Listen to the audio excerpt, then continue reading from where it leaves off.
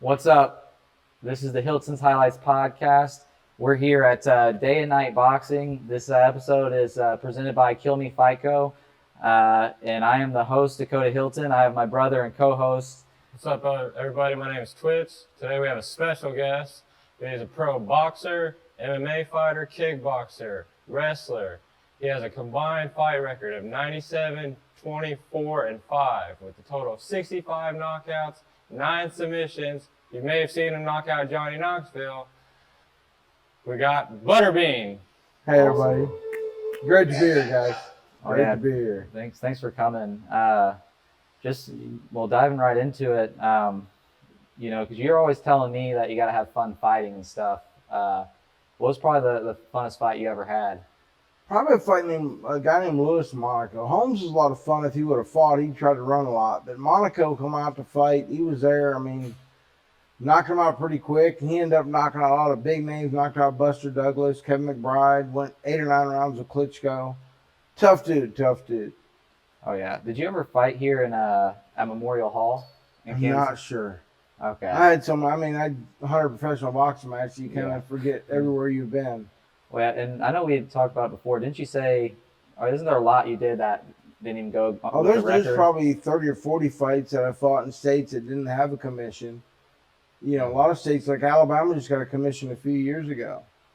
So there's a lot of fights that never even ended up on my record. Yeah, that's crazy.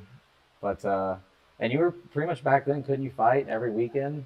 I was fighting almost. I fought 3 times in 1 month at one time. Big fights, not little fights, all big fights, all over the world. What's the most amount of people you ever fought in front of, you think? 80,000. 80,000. Well, and you did you were at WrestleMania with the Bart Hart thing, yeah. But over in Japan, the crowds were a lot. You get a lot more people in the arena over there, so. Oh, yeah. Well, they, because that was with Pride, wasn't it? Or K1? Fought both. Fought Pride, K1. And they, from what I hear, they pay like pretty good money over there. They take care of their fighters. Yeah. Yeah, that's the, I don't know. Are you, you watch the UFC or anything right now? Not a lot right now. I'm basically training and sleep, eat, and train. That's it. Yeah. Well, going into that, so you lost, how much weight have you lost so far? 215 pounds altogether, somewhere in there. That's crazy. And it all started with that DDP yoga? Yeah, started doing the DDPY and went from there. That's crazy, especially, because we saw you here last time when you had that double hip replacement and you're on, crutches and... Well, I had one hip done at that time, but I hadn't had the other one done. Oh, yeah, so you're about to have the... Did you had the second I've had one? both done. Both are done now. I'm going strong. Yeah, that's... How long did it take for you to recover off that to get off? Well, it was only December, so it's, not long. That's crazy. 3 months, I was off crutches, just going 100 mile an hour. So what, turned in your head when you're just, because I remember you telling me a story about you laying in bed and your legs were just, sticking straight up in the air. That's how... Yeah, when you lay down and your feet were off the ground, you couldn't...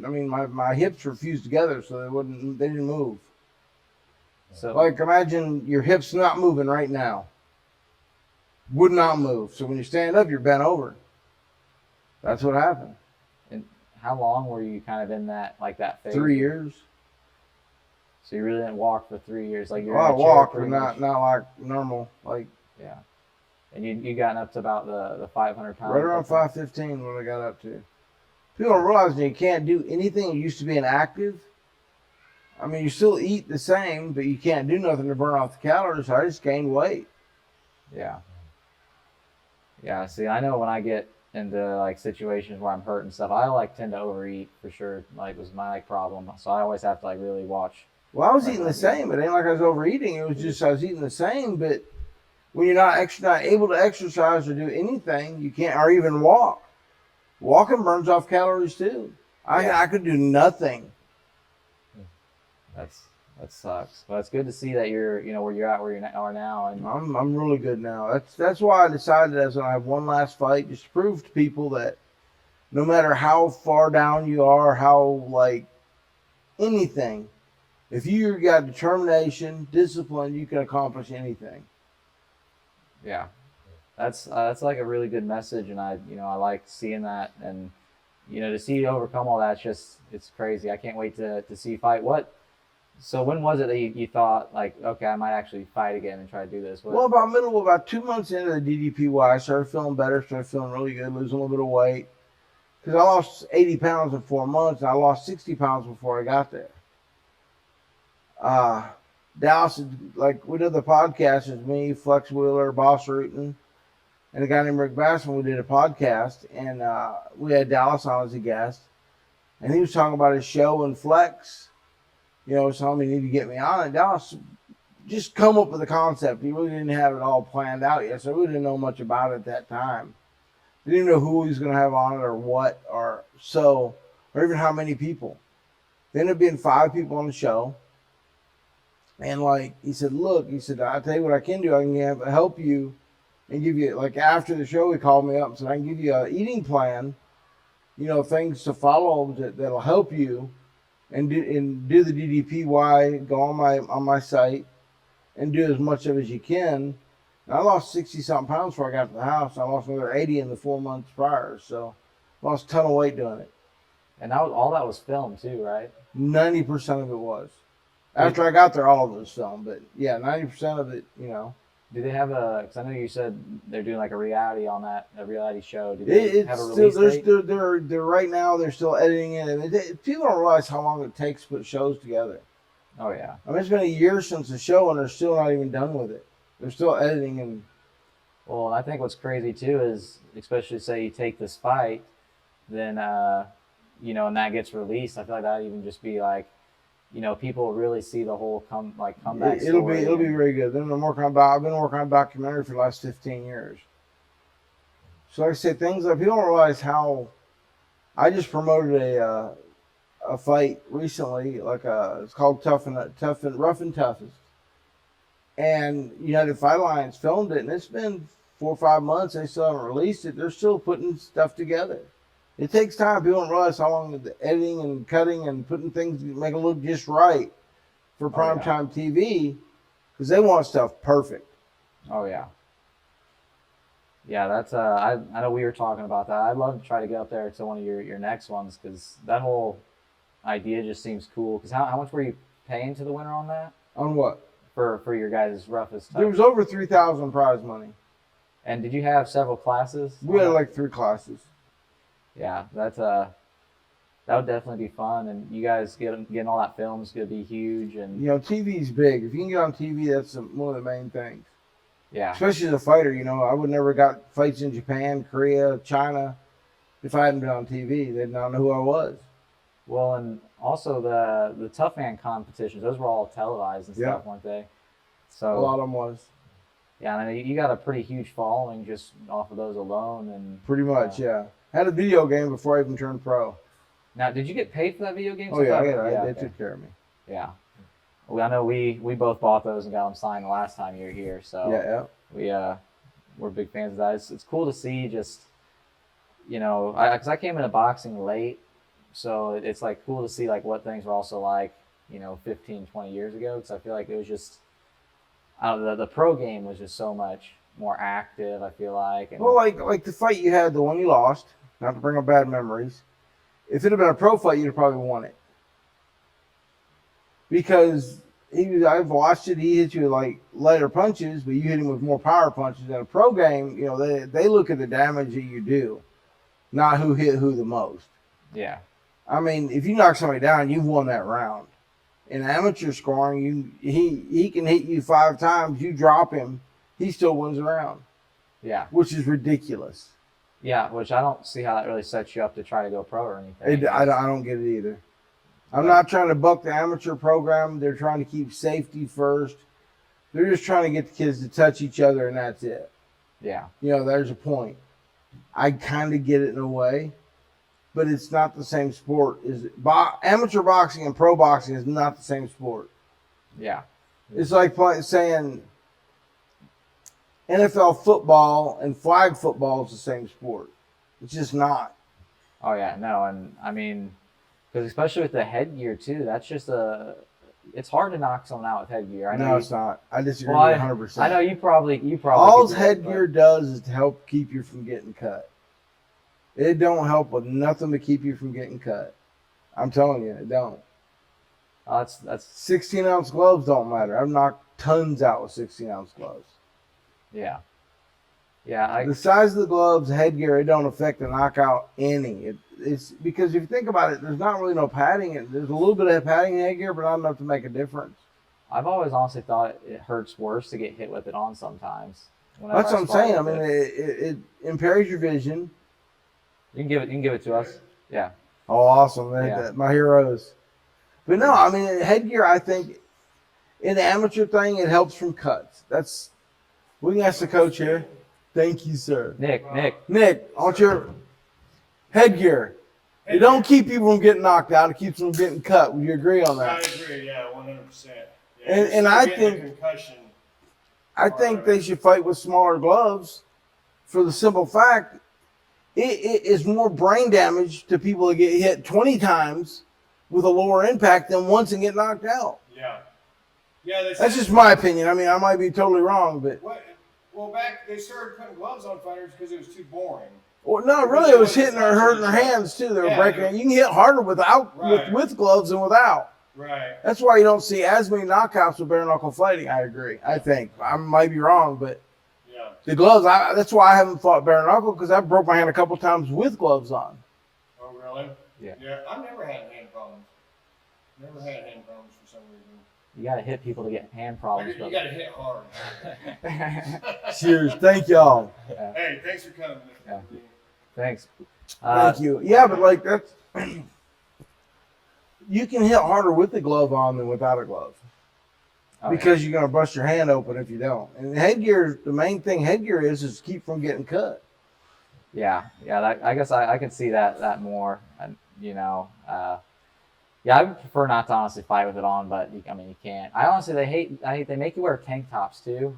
I work so hard to get this body, and it's like they're gonna like make me. I don't get the tank top. I don't understand the tank top thing, but yeah, you'd think they'd want the fighters as cool as possible. Yeah, well, especially because every gym you go to, speaking of this, it's always normally fans. Even when you're fighting, there's normally never air conditioned. It's normally a gym somewhere, and I mean. Well, I think working out, you need to wear a shirt. It helps you sweat. It helps you keep the heat in, makes you warmer. When I went to Kronk's gym, he had hot water on the water fountain. Oh, wow. Yeah, there was no ice in that building, period. No. Yeah, we don't keep ice here. We got a fridge, I guess, for water, but that's it. No, and you don't get cold water. It's just water. Yeah. Room temperature or hot.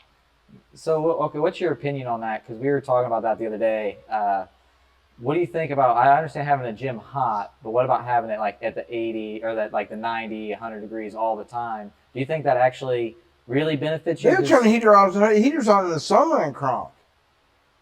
Yeah. I mean, if you train there, you're gritty, rough, tough. You're going to be able to handle any temperature. When I fought in Vegas, 108 in the ring, I think, 106, 108 in the ring.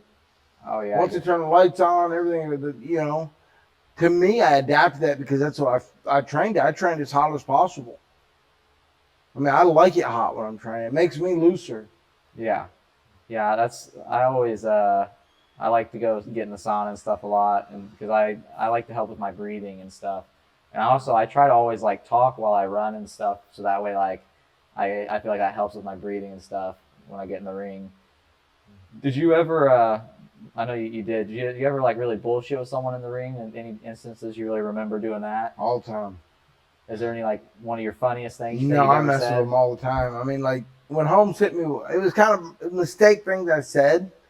Holmes hit me with a straight right. I looked at my smile and I go, "That's the best you got." And I think it just scared the shit out of him. Yeah, that scared me, dude. Now, but you really felt it though, or how? No, I didn't phase me.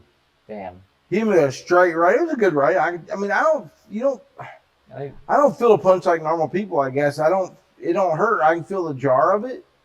Like I say, like it's like when I hit somebody, it's like hitting. When you get hit, it's like hitting a baseball bat on the ground. I feel a vibration, but that's it. Yeah, that's I know that's scary. It'd be scary to get in the ring with you with that power. Just thinking about that. Well, I've always been growing up. If you can't hurt somebody, you're not gonna beat them. Yeah. See, and that's my whole thing is I'm working on also like, well, one, just having fun, but two, being able to switch on and off, like going, because I've had those instances where I get into that like angry state or whatever, and I would always try to just stay out of that, like in my personal life. So I'm trying to get to the point where I can turn that on and off, like when I go. You don't need to be angry, ever, especially in the ring. Never get angry. Just stay calm, cool, collective. You can let them think you're mad. Yeah. I'm just more like saying like that murderous mindset. I'm going in there to like knock you out. I got that. That's me all the time. Well, yeah, because I know that's one thing that Johnny Knoxville talked about, how you were like literally just the nicest guy, and then as soon as you like get in there and what you're about to do, you just like completely just like. I'm the nicest guy all the time, but I'll knock someone out in a heartbeat. I mean, I'm not. That's just how the nature. That's how my brother used to beat the crap out of me when I was younger, so I got tough quick. I mean, if I tell somebody something a couple times, it don't matter what kind of demeanor. I mean, I can be nice about it, but it's time to listen. Yeah. How many siblings did you have growing up? A bunch. Dad liked to breed.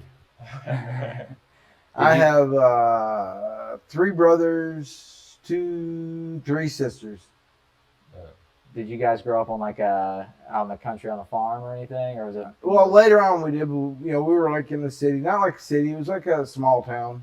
I mean, everybody knew Andy Griffin kind of thing. Oh yeah. Were you guys gloving up and stuff back then and boxing around for fun, or? Never. I mean, I didn't even put gloves. My brother did try golden gloves one time. And I remember he lay on the couch, beat up for like 4 or 5 days. He never did it again. He never fought golden gloves after that. But then he fought a tough man years later. I mean, it was like back when I was fighting, he fought. I'm telling you what, he lost the fight, but the guy was like toughest fight he ever had. My brother was tough as nails. Just like, he should have quit a couple times because he was getting beat. He was just, the kid was younger than him, faster. He just showing the kid, the old man had it. Oh yeah. Yeah, sometimes that, that, especially the mental game of that. Well, especially when a kid looks at his dad, thinks he can take him, then sometimes he steps up and tries it and realizes he better not do it again. Did your son ever try that? No, they know better. Did your son ever spar with you? The one? I sparred with both of them. Okay. Have they both fought? They both fought. Awesome. And was it just, I believe, Caleb that was in the... Caleb fought recently. He actually shredded. He tore his bicep. And they thought it was a tear. And he asked if he fought, if it hurt it worse. They said, it's not going to hurt it no worse. It's already tore. But they didn't realize how bad it was tore. When he had surgery recently, it was shredded. It looked like a mop. They had to put cadaver parts in there to fix it. Oh, wow. And he's still wanting to try to get back to it, though? Oh, he's already in the way training. And didn't he win? Did he win the brawl for? Oh, he won his. It was a special attraction fight. He had a real tough kid he fought. Okay, yeah, that's on that I'll put special, like some of the TikTokers I had fight, like one fight is like a feature fight. Okay. I'm trying to think. Where does he train at? He's got a gym at the house. Oh, he does. Nice. Yeah, he's got a 10,000 square foot gym on his property. Oh wow. Big gym. And you were cornering him, weren't you, for that fight? Oh yeah. See, that would be awesome right there. Yeah, that's where I'm gonna be training also when I get back. When I get back home, we're gonna train there again. But right now I'm in Atlanta training, getting ready for the fight, cardio, conditioning, everything. Does he have a ring in there? He's got everything. Oh wow. Yeah. Not a cage ring that we were gonna put in there, but maybe one day soon. Yeah, I gotta get those measurements for you. So everyone, because I've told people before, I bought a boxing ring and an MMA octagon, so that's what he's talking about. He might be trying to get this. I had to give him a hard time.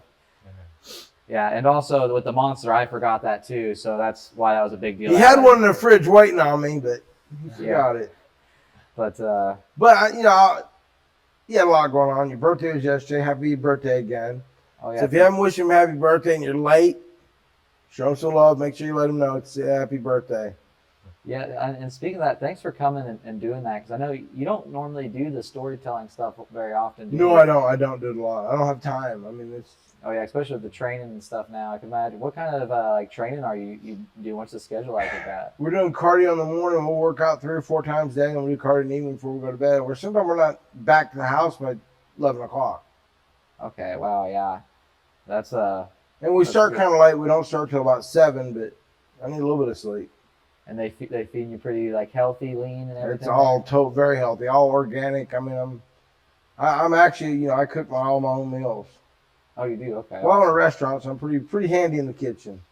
Yeah, yeah, and you own a barbecue restaurant. It's down a barbecue steakhouse, there. And it's in Jasper. Jasper. Mr. Yep. Bean's Barbecue. Yeah. Yeah, we want to plan a trip. We out started there. as a barbecue place that had steaks, but it's swapped over. I mean, we're selling 300-400 steaks a night, so I mean, we're pretty busy. And it's a full bar with like Yeah, it's like, top higher shelf. end It's stuff. it's Yeah. nice. It's set up. How long have you guys owned that down there? 5 years. I've had a restaurant in the past. I had one for 10 years while I was fighting, but closed down. My son wanted to go in the restaurant business, so I went in with him, and there we go. That's awesome. And doesn't your wife she's still pretty hands on with everything there too, right? No, she's kind of like me. She travels with me when I go do. We left it with the kids. The kids are doing everything.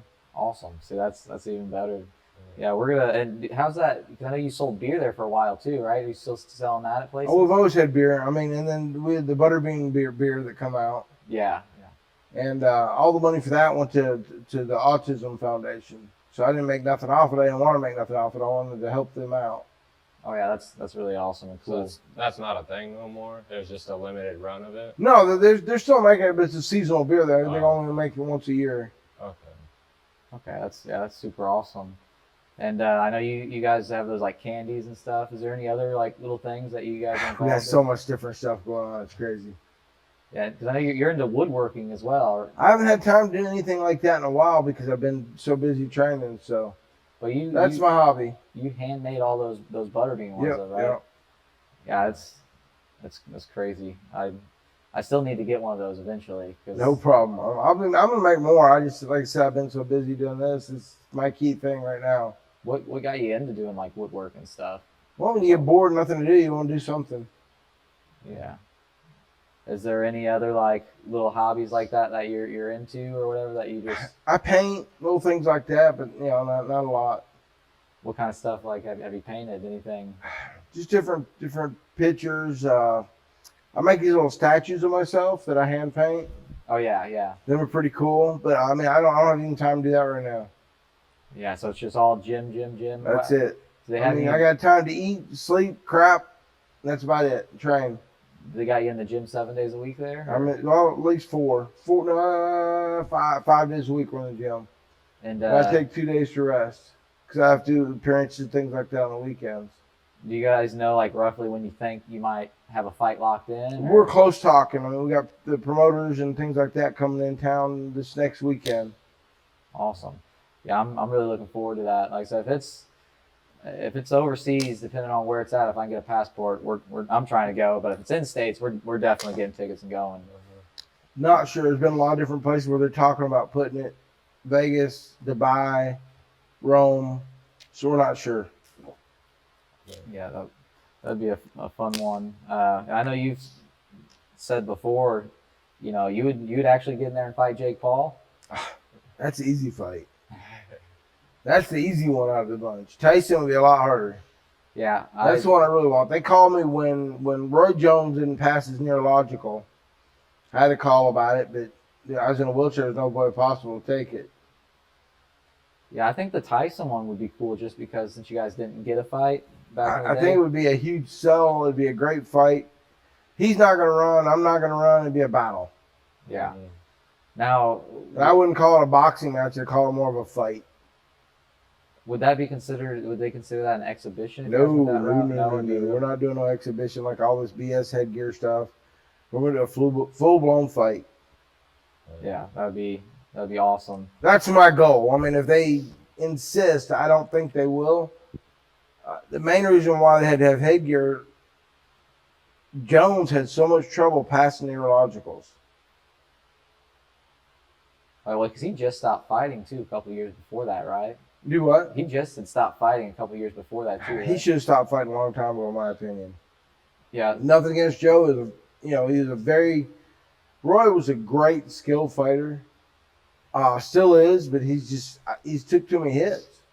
yeah. My opinion. I'm not trying to knock him. I'm not trying to bash him. I'm just being straight up. Yeah, There's time to get out, and his time is past due. like he was late 40s, wasn't he? So, yeah, It ain't nothing to do with the age. I mean, it just depends how many. I mean, he had some battles. I mean, it's just like there's time to get out. Yeah, there's only so much you can take. That's especially when you're fighting at the lightweight divisions. They have to cut weight so much. The water comes from somewhere. Yeah. I mean, Caleb had to drop 15 pounds, and we dropped it overnight once for a fight. It's not healthy. It's not healthy. No. The brain don't have all that fluid around it like it should. Roy had a lot of fights he had to really cut down. Now he's a heavyweight. Went from a super middleweight 168 to a heavyweight. He's not a small heavyweight either. Yeah. Yeah, that's So I mean, all the damage happened when he was the lighter, the real light. Yeah. When he was cutting to get down that weight. Well, yeah, because I mean, even you being down like that for so many hours just to weigh in, and even then, I feel like just the way people rehydrate. Well, okay, it don't matter what you do. If you drop 20 pounds of water weight, which is doable, easy, the way you sweat, the different tricks in the trade, you're not gaining all that water weight back in the right places. No. You might get that weight back on you by drinking and eating, but you're not getting it to the right places. Not all the fluid's not getting back around your brain, because it ain't just water that goes on your brain. Your body produces certain fluid that goes around your brain, and it has to be by absorbing stuff. Yeah. Yeah, that's. I'm not a doctor. I couldn't tell you all what it has to absorb to make that fluid, but I know it's just not water. Oh yeah, yeah. That's where especially just the amateur stuff, I try to pretty much stay around a weight where I know I can get to pretty quickly, so that way I don't have to do anything crazy. But see, the thing is, one day is going to happen. They're going to say, "Won't you drop down to the next level, one weight class under?" You could do it. Yeah. But that's where the danger comes in. Yeah, yeah. And my whole thing is I just didn't ever want to go in there where I just didn't have energy, especially because with being a heavier weight with amateur boxing around here, it's kind of like you can kind of do a little bit more, I guess, because sometimes you're waiting 6-7 hours before you fight. Right. Because you're at the end of the card. But I know also the lower you get, the closer you'll be, and it's just depending on what card. Because if you only have an hour or two to try to get rehydrated, I don't know how much you'd want to go down on something like that. Oh, when professionals get down to a weight that they're fighting at, it's almost impossible for them to keep that weight with the muscle mass that they have. Yeah. So they drop down, get there, then they rehydrate, eat, and gain. They're 15, 20 pounds heavier sometimes. Yeah. Yeah, I need to, that's some stuff I need to definitely keep working on and figuring out what works with my body and stuff.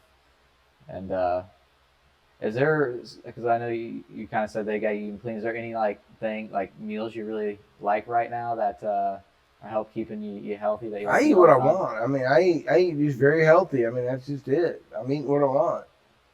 That's good. Do you have a weight you're trying to get to fight at? At first it was 300. If I got down to 300, I never fought that low. I mean, you've never seen a weight on any of my fights I've been 300 or under. Never. And I know you'd said you were lifting and stuff. You never really lifted when you were fighting. No, never did. It just makes you too stiff. And now that I'm doing DDPY, the yoga helps you keep flexible and makes you stronger. Yeah, that's good, because I like the first thing. It's funny you showed me that video, but the first thing I noticed when I walked in the hotel room was the veins in your arms and stuff, because that wasn't here the last time. Not many 300-pounders have that. No, and that's where and I've always said this to people when I talked about meeting you the first time. Just shaking your hand last time, for you saying you hadn't worked out in 15 years or whatever it was. I hadn't done nothing.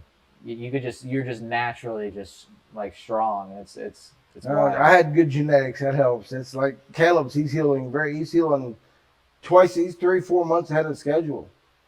Yeah, see, that's crazy awesome. And I also know we talked about your friend too. You guys got him. A buddy of mine, Moonshiner Josh, who's on the show Moonshiner for 11, 12 seasons, had a bad motorcycle wreck, hit a wall doing 80, 90 mile an hour. They're going to cut his legs off, but now the doctor told him to be 2 years to never to walk or even to stand up. He's already standing and walking with a walker, so that's within 5 months. So like I said, if you have discipline and dedication and you want to do something, you can put your mind and do it. Yeah, that's the kind of friends that I have, people in the same mindset as me. I feel like people always they make too many excuses for everything, why stuff doesn't go right, and a lot of people don't want to take accountability, you know. True story. I mean, my heaviest was 310 pounds, and, you know, I would just always make excuses. And even my friends around me, I'd ask, like, oh, do you think I'm fat?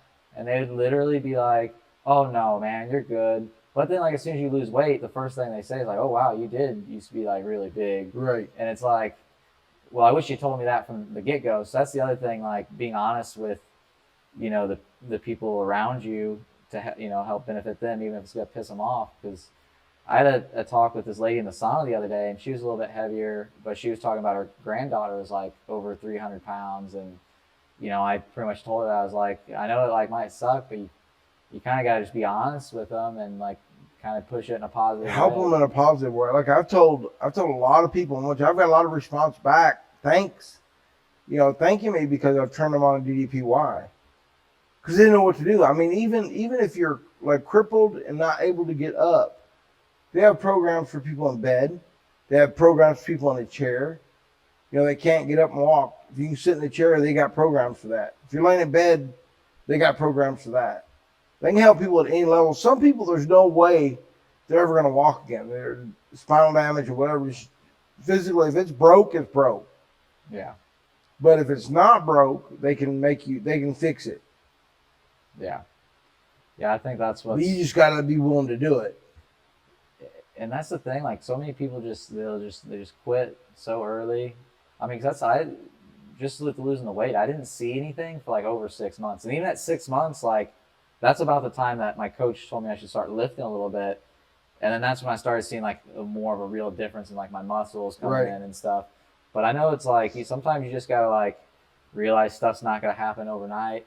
And a lot of, especially these days, people just want stuff to like just happen. Yeah, you know, it don't work that way. Yeah. No, and I mean, 'cause that's the thing. Even with like your fighting career, I know you're on the Tough Man stuff. So that when you first went pro, did that give you a pretty large like negotiating deals with that? Because you already been on TV a lot. Yeah, being on 2 pay-per-views and being on TV 5 or 6 other times. That's kind of imminent. Most fighters don't get the opportunity to do that. Tyson was into his 4th or 5th fight before, maybe 3rd fight before he even got on TV. Most fighters are fighting 10, 15 fights before they even get a TV offer. I was on TV 4, 5, 6 times before I even turned pro, which is unheard of. Yeah, that's wild. I mean, you really probably won't see that these days. I don't even think they broadcast the Olympic boxing really anymore. Not as much, no. Because that used to be like what in the 80s, 90s, even early 2000s was probably always on. I feel like I wish I grew up a little bit in that era because were you ever friends with Tommy Morrison or anything? I knew Tommy. See, I didn't grow up on all that, but, you know, coming into boxing, I'm just a huge, like, I love the sport. So I'm like a huge Tommy Morrison fan. And, you know, because finding out he was here in Kansas City, you know, and, you know, they were selling out venues that I go to a pro fight now, and there's like not even a third of the venues, you know, filled. If you're exciting and you're fun to watch, people will buy the ticket. And that's what was marketable about me, that people bought tickets to watch me fight, so I wouldn't have been on the big cards. Wait, because weren't you on a couple of the undercards of Tyson fights? I was on one undercard for Tyson, but I fought probably because I was with Top Rank. Yeah. You know, they don't like sharing. Bob and Don King, they're not too fond on sharing fighters. Yeah. So I was one of the fortunate ones that they allowed. Most of my fights were on the major, like the under De La Hoya card or the other big major cards that Top Rank promoted. So did you actually have to have like meetings with Don King when you got signed? I talked to him.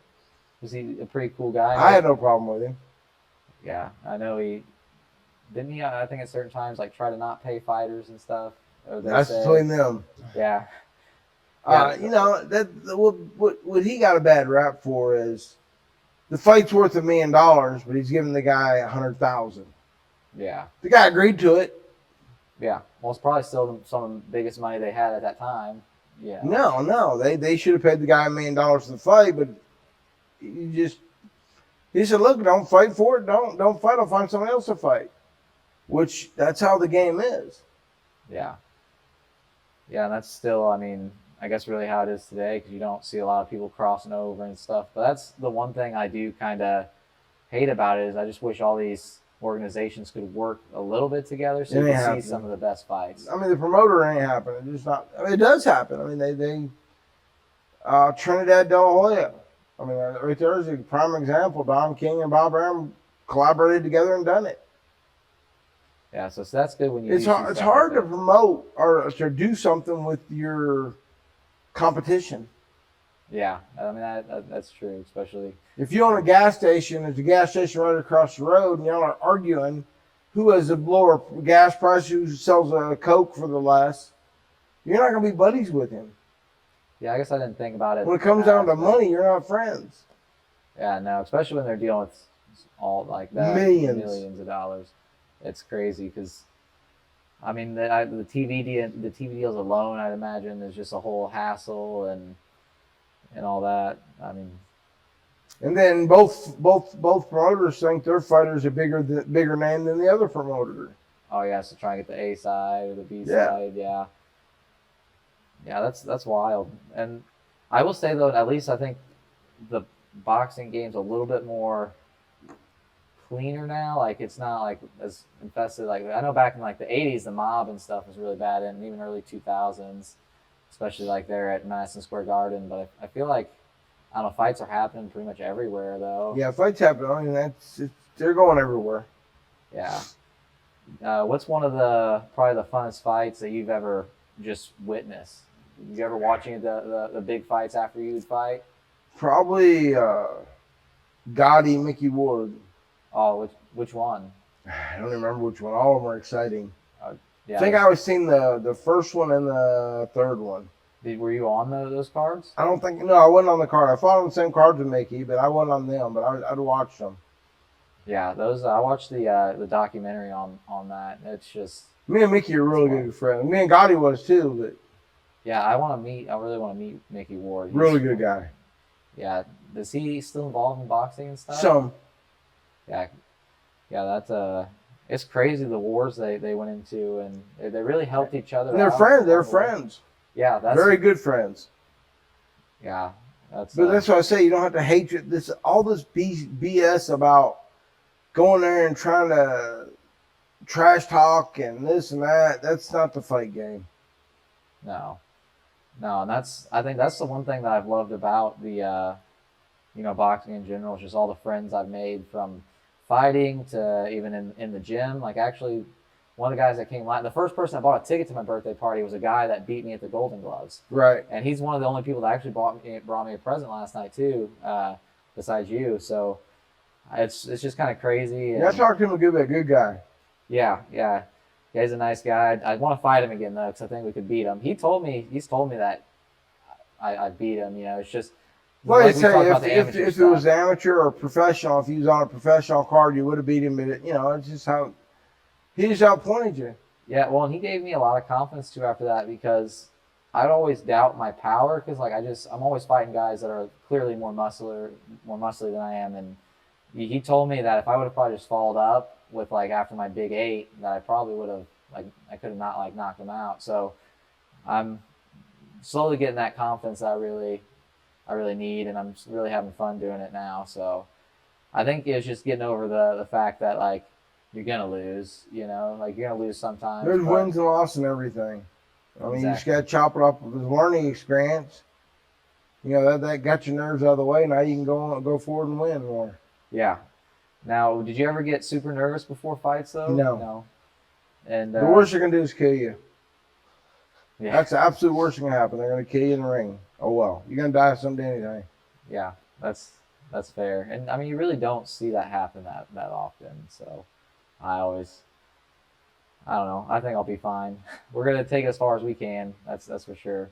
I always tell myself, because it's like, if you're gonna, because I started doing it to lose weight, but I wanted to take a fight. But it's like, if you're gonna try to fight, you're gonna try to do it like you're gonna be a champion. If Right. not, there's no reason for you to be coming in here, because whoever you fight is probably gonna be training like that, or you're at least gonna think that. And I'm not going in there to get hurt. I'm going in there, like we said, to have fun. So Yeah, and to win. That's it. are you? Because I know back we talked about it before. You used to run 3 miles a day back. In Yeah, the day? back when I was heavy, that's what happened to my hips. And now you said you're doing cardio now, but do you do any running right now, or is it? No, just, I'm on a bike, treadmill, elliptical, all low impact stuff. Okay, yeah. I know that's probably gonna be one thing I gotta watch, because I got one point got to where I was running 5 miles 5 days a week, but I'm kind of cut that down, and I'm gonna working in. You more can get your heart sprints. rate up the same on a treadmill or elliptical as you can on running on asphalt. Yeah.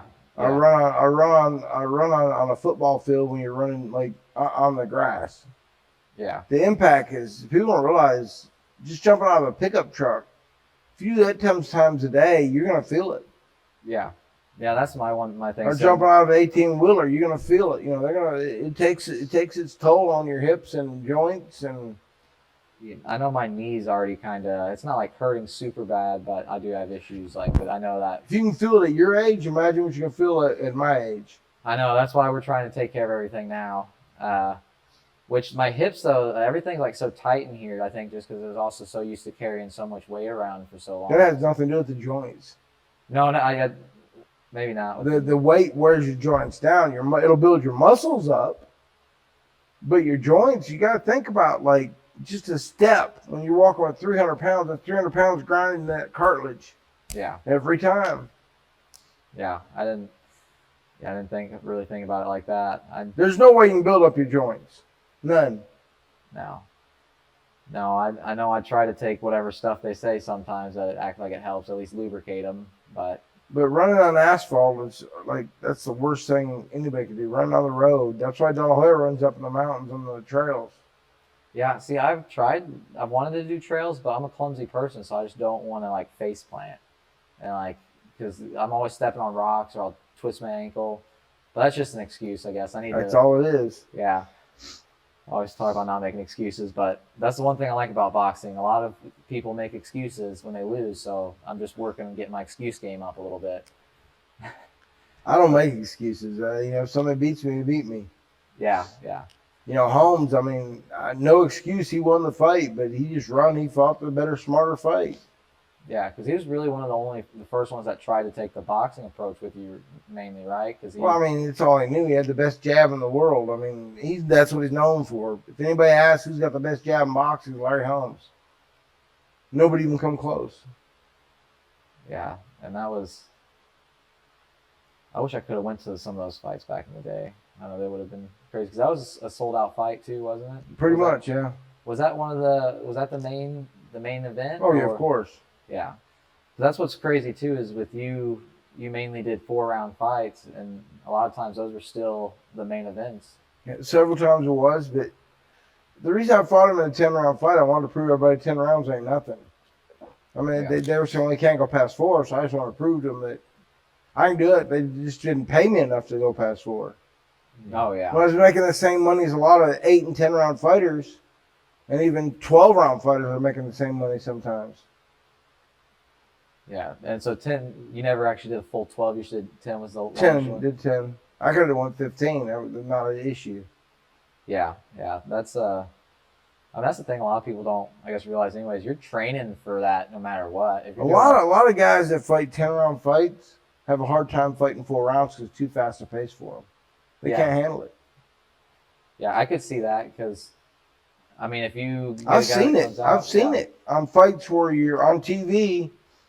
This fight's not supposed to go the distance, and that fighter's following that guy, and that fight goes the distance.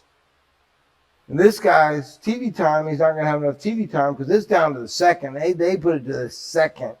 They put it to the 30-second. So they know exactly how much time they got for the fight. They know how long it takes to walk to the ring. They know how long everything. So sometimes fights get cut. You're scheduled for an 8-round fight. Let's say you're fighting a 4-round fight. And it changes like that. Yeah. So in your mindset, you're ready for an 8-round fight. You got your strategy. I'll pace this round, do this round. But the 4th round, I start picking up. 5th round, now you're fighting 4. You got to give it everything you got in 4 rounds. I've seen them blow out in the 2nd round. Trying to go way too quick. They just don't know how to. They don't know how to keep that pace up. Yeah. Yeah, that's. I was throwing 130, 140 punches a round. Yeah, see, and that's A lot of guys throw 15 and 20. See, and that's the wild thing, because I was counting that the other day, just like working on like jabs and stuff by myself, so just counting them up, and like 130, that's a lot, especially when you're talking about being a bigger dude, and being able to move that quick. When you got 4 rounds to do it, you got to throw them. Yeah. And you got to be the cardio to do that 4 rounds. After the 4 rounds, you can be exhausted, but I've seen the 8-round fighters fight 2 rounds and be exhausted. Would you train in like a lot of short bursts or anything? Like, 'cause that's what I was gonna start doing a lot more now. Is like literally going running short sprints are good. Short sprints are good. Would you like do like short like spurts on the bag, like No. 30 seconds, or would you just try to go hard the whole You round? just go the hard, just as much as you can the whole time. Would you always normally do 3-minute rounds when you guys were Always doing that? 3. Always 3. Yeah. With a 30-second break. Do you ever do like a Shark Tank at the end of practice where you're in there and they just keep throwing new guys in, or is that how you trained? I guess I've for done fight that anyways? before. Yeah. 'Cause I know. Did you get any like big like gym wars with people? Or are you pretty? I don't do pretty gym. much I don't good? do that. When you're in the ring sparring, you're there to learn. That's all it's for. Good. I've knocked people out sparring that didn't like, but that's beside the point. Yeah, see, I think that's especially when you get with newer people, some people don't know, like, understand that or, like, how to, like, do that. Like, I've literally had people tell me, they're like, I don't like to spar unless I can go as hard as I can. And it's like, well, I mean, there's a time and a place for you to go hard, but it's like, you can't do that all the time. Cause you can go as hard as you can. It's just you're not trying to destroy the guy. No, well, yeah, and you're not throwing mean, intentional punches. Yeah. Yeah, and that's the thing. I think he really wants to, like, basically go like you're fighting every time. You're not getting paid for that. I know, exactly. And that's what I said. But do you ever they're immature and they got a lot to learn. That's all I can say. Yeah.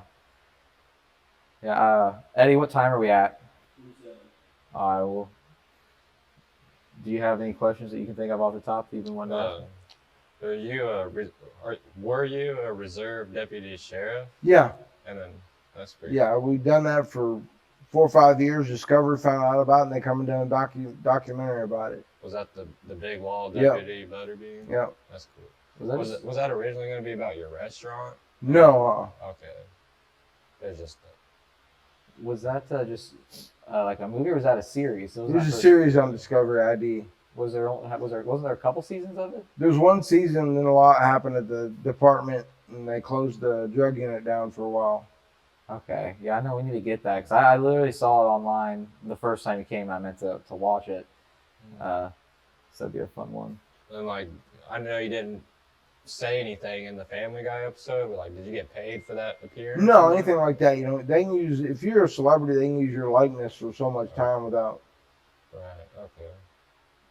Did now back in the day though, when you're fighting all the time, were you still doing a lot of appearances? All the time. That's just part of the job.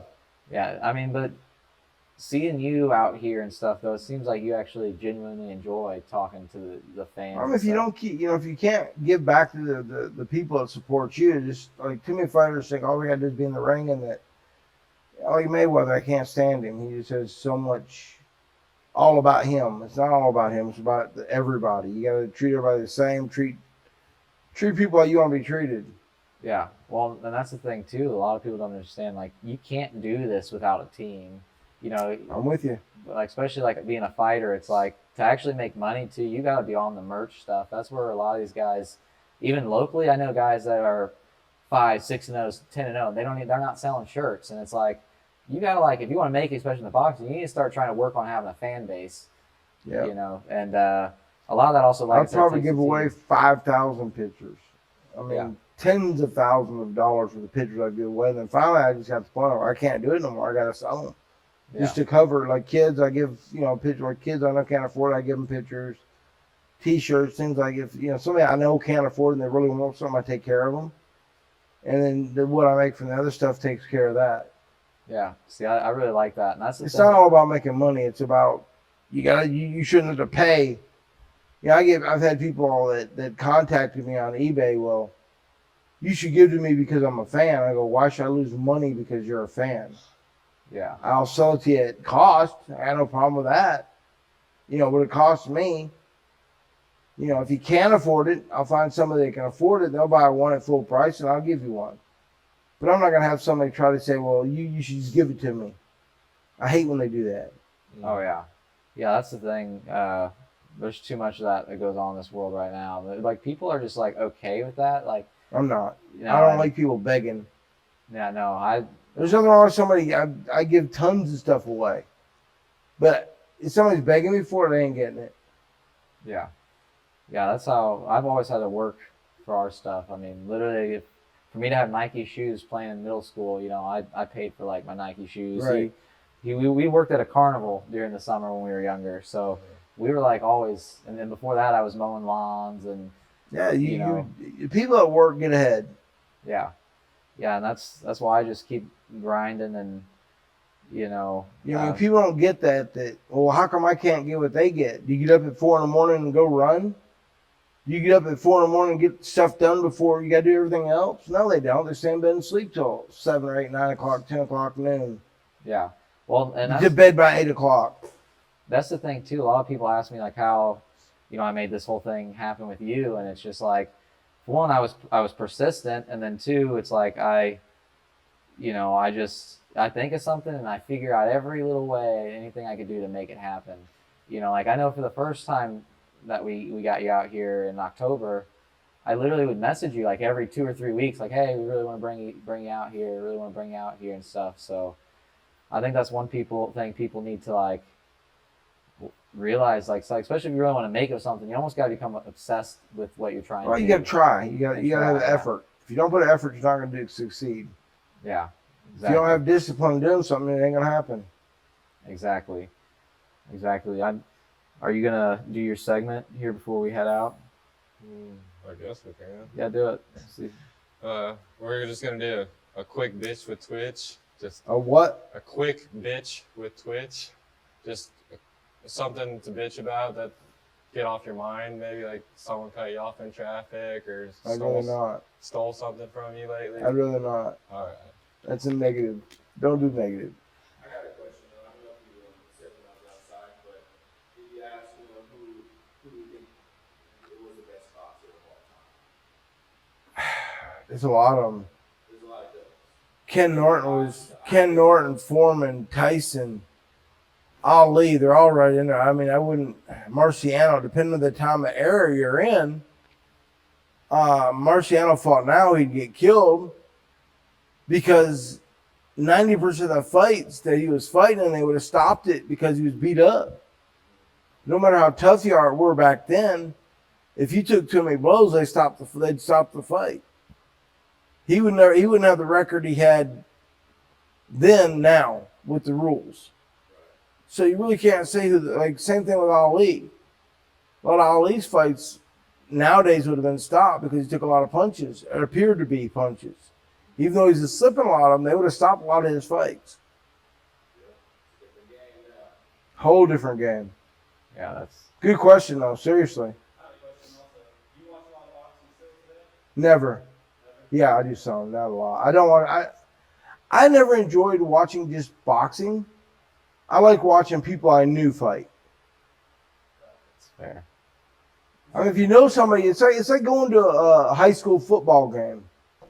It's really not exciting unless you know the guy. Some fights, are exciting to watch. But if you know the guy that's fighting, it's 10 times more. Or if you know both of them. Like Gotti and Ward. I knew both of them. Both of them were good friends. That's awesome. I'd like to say on record, I think Bud Crawford is the best boxer that I've been watching as a current and I've seen as in like late since I've been watching him. Right. He looked like the most problem to deal with, you know what I'm saying? Especially at his weight. Supposedly, if him and Canelo fight, I'm gonna watch that. That'd be fun. There's a lot of good fight. I mean, I watch two up and comers that are like undefeated. Both of them are like kicking butt, and they're not trash talking to each other, trying to get people to think that one fighter is going to destroy the other fighter because they're mad at each other. That's so much BS. I've been behind the stage. I know how it is. Well, you need to do this. You need to do that. You need to push you doing this. There ain't no sense. People ain't stupid. Well, there are a lot of them, but anyhow, you can't believe all that hype. That's kind of a good point because how much theater do you think? A lot. They usually shake hands, and at the end of the fight, they're always give each other respect. Most of the time, which I always think it's funny. Well, me and Holmes, we It takes to sell tickets, and that is the argument that some people have. I don't think it takes that to sell tickets. I think the fight is what sells the ticket. Not the fight tickets, the entry. Because the main thing, you don't want to have somebody mad at you. I want somebody that don't like me and mad at me when I'm fighting. They just don't think right. Make mistakes. That's true. I didn't even think about it for that aspect. Like me and Holmes, we get along really good now that we fought. He had no respect for me whatsoever. And going into the fight, I showed him no respect. But I did respect. He's a hell of a fighter. I mean, like one of the top of all. He's in the top 10 of all time on every boxing list there is. Holmes is really underrated for what he was. Awesome. But what Holmes messed up, and one of his interviews was he got beat and he didn't beat Rocky Marciano's undefeated record. And they asked him about it. He said, Rocky Marciano couldn't carry my drop strap. At that era, wrong thing to say. He lost a lot of respect from people. But now he could have slid by it by saying it. Nobody would have thought nothing different. But he was better than what people give him respect for. Holmes was an awesome fighter. I mean, I got a lot of respect for him. He was terrified of me, but they knew I had power, and it's something you don't want to. It's hard to beat power, other than just outbox it and stay the hell away from it. Yeah, unless you're just super quick, and even then, like I've seen you catch people that all it takes is one. Well, the ring ain't that big. How can you not catch them? Exactly. Well, that's why they wanted the biggest ring possible when I fought at home. I wanted a 16-footer. What was it, a 20 or 22? Yeah, 22 or 24. It's a big ring. Okay. Yeah, that'd be weird to get in. I've seen 28-foot rings in places. Really? Way too big. Yeah, that's like half a basketball court. It's there. Well, we'll go and get this wrapped up here so we can get the show on the road. Do you have any place that the people can find you to go? Hey, check my TikTok out, Butterbean, King of Four. I have a blue check. That means it's really me. My Facebook, I can't accept nobody. I do have an Instagram. It's Butterbean. I'm verified on there too. If you're looking for social media stuff that got a blue check, that's really that person. That's a hint a lot of people don't know. Awesome. And You have those gifts over there. oh yeah. So actually, before we leave, I had something. I was gonna give you one of my shirts here. So my Dakota Hylton boxing shirt. Awesome. Appreciate it. And then Thank you. I also had this made for you. I thought they were pretty cool. Oh, that is cool. It's it looks better when it's back, but No, someone done a great job. That Butterbean. took some time. Thank you. I appreciate that. Yeah. That's pretty badass. And That's awesome. then also just a few other small. I just got a koozie. That took here someone and- some serious time. Yeah. I had her make me a boxing one, and then I was like, man, since he says he'll come on, I was like, let's get him. That's cool. I like this. Thank you. Yeah. and Appreciate it. This is just a little koozie and a pass for my birthday. Awesome. So I appreciate you for coming out and stuff. It's, Thank you. And also getting me those gloves. But speaking of that, guys, these gloves came from Butterbean. He's the one that got me hooked on Reyes gloves. So that's like the only gloves I like using anymore. So try 'em out. They're knockout gloves. They're good gloves. Yeah, they feel so like you feel so good when you're sparring with them. But Dustin, where can they find you at? At the Real Twitch on Instagram. And you can find me on Facebook, Dakota Hylton, or like the Hylton Highlights podcast page. Thanks to Kill Me FICO for sponsoring this in the birthday party, because that definitely helps make it all possible. You guys have a great rest of your day. Hey, look. Tell your mom and dad you love them. Tell your best friend you love them. if somebody cares about you, make sure they know you care about them back. It's really important. Life's too short not to. Yes. Thanks, guys.